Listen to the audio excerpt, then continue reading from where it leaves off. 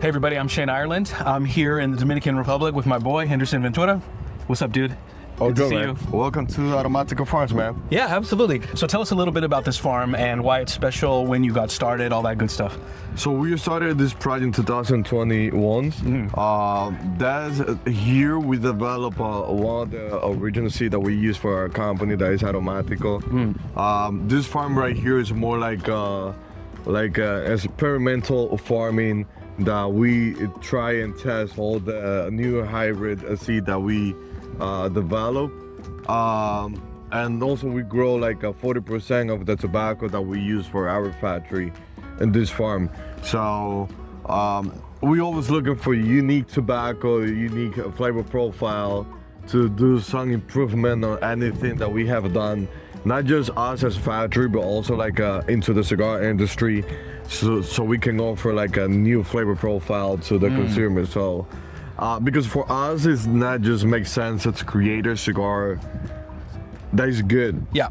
Is to create a whole different experience, and that's why everything started from here, from the farm. So amazing. that's why it's special. So when you're talking about something experimental, I assume that because a bigger operation growing something that's been grown consistently for a long time, it's like a machine. You dial it in, and it's more or less like you figure out what the soil's like, you figure out the process, all that kind of stuff.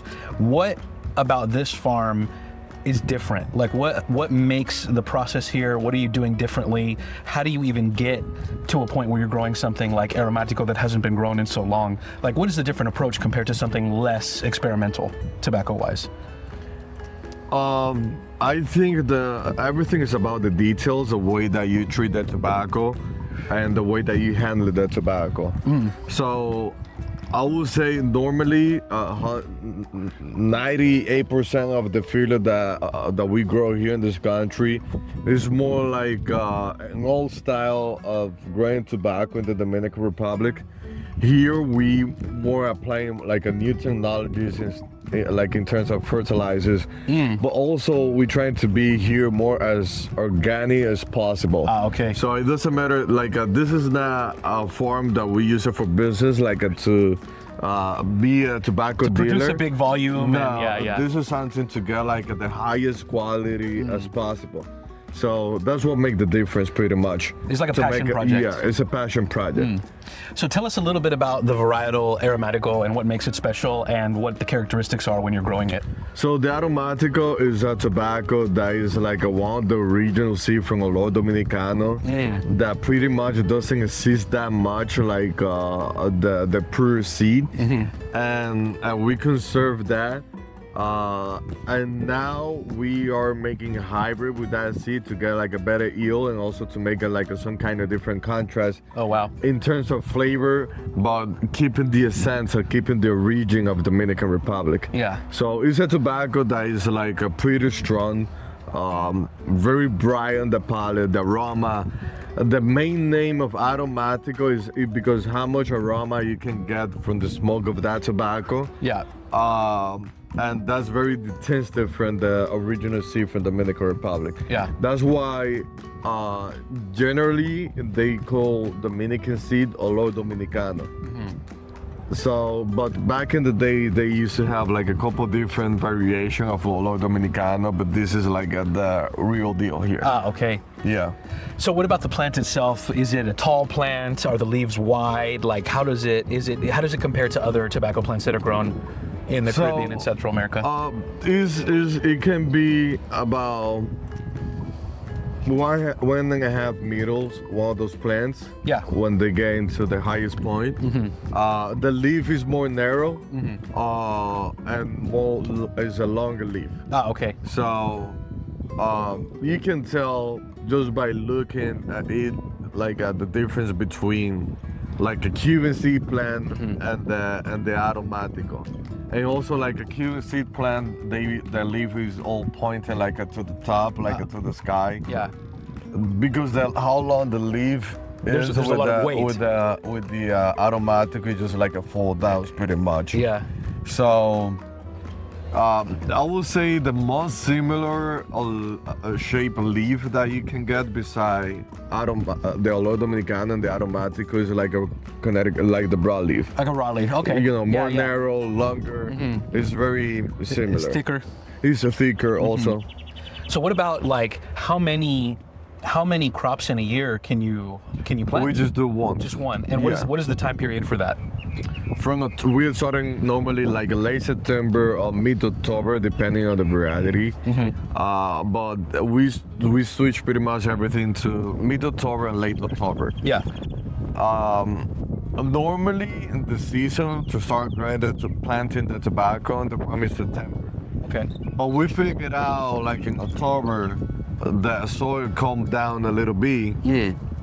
And because of rain, a more fresher weather, so you get like a less sickness, you know, because everything comes from the hot soil coming out of the summer. Yeah. So this is from late October until March. Until March. Okay. Yeah. So basically, at what point do you start trimming the lower primings, and at what point are they ready to harvest? So we started to do the harvesting like after 55 days. Okay. And then in 55 days you do the first like priming, and every 4 days you do like 4 leaf. Oh, okay. So starting from the bottom. I started from the bottom to the top. So when is the plant completely, like what are the last primings and when do you take off the last primings? I would say 108 days. Ah, okay. Yeah. So nearly double from when you started. Yeah. Okay, that's crazy. And so what happens after that? Like, tell us a little bit about the curing process then. We're standing right here in front of one of the barns. So basically you're gonna have tobacco in the barn ranging from 50 days to 100 plus days in terms of when you harvested it. Yeah. How do you keep everything consistent the whole way through the curing process? Because you want to be able to use the crop up more or less all at the same time, right? Yeah. So I mean, what we do rotation. You know, we don't plant the tobacco all at the same time because sometimes the capacity of the curry house is not enough. So what we do, we do a 40 days apart or 45 days apart. Okay. Like we do half of the farm first, and then another half 50 days after. That makes sense. So by the time the cure process, it lasts between 45 days to 55 days. Yeah. So by the time the cure process is completely done, I can bring the other tobacco. Yeah. Okay. Okay. So that's what we do. So from start to finish, from seed in the ground to the tobacco being cured in the barn, you're talking about it could 4 months. It could be 4 to 5 months. 4 or 5 months. And that's before it gets processed in any way. Yes. It's crazy. And then it's another year of processing that tobacco. Yeah, minimum. Yeah. No, minimum average. is like average is like 6-8 months. But for us, what I do like a longer and more slow fermentation to the tobacco. And like for filler, we devein the filler after a year, because what you do, all the nutrients from the tobacco is in the main vein at the center, the stem, and longer you let that vein inside the leaf, you get like a more nicotine and a strength and it's flavor. like letting the tomatoes ripen on the vine. Yeah, kind of a thing. Exactly. So if you said that approximately 40% of the tobaccos you're using in the ADVentura production is coming from this, from this farm. From this farm. Yeah. So if I wanted to get an idea of maybe which one of your cigars I could taste the tobacco from this farm, where would you suggest that I start? Or is it a little bit of everything? I mean the Queensborough, the Explorer, the basically my 2 favorites, yeah. Yeah, and the Barbaroja. Actually, the first cigar that we make using tobacco from this farm was Barbaroja. Really? Yeah. Oh, that's awesome. So we're using Aromático Habano binder on that blend from here. Oh, wow. Okay. Yeah. Amazing. Beside this farm, we have another 5 smaller farm that we grow the rest of the tobacco. So my goal is to grow 100% of the tobacco that we use from the Dominican Republic. Yeah. So pretty much we develop everything here, if there is any seed that we think like is good enough or something super amazing that we can reproduce and grow that tobacco in some other places, that's what we do. But that's why this farm is more experimental farm than anything else. So 40% of the tobacco comes from this farm, but right now we are in a point that we grow 80% of the tobacco from the Dominican Republic that we use. Yeah. So I will say in the next 2 years we're gonna be up to 100. Oh wow, that's incredible. That's incredible. You mentioned earlier talking about the experimental nature of this farm and the details and getting it right and using innovations in like processes and fertilizers and stuff.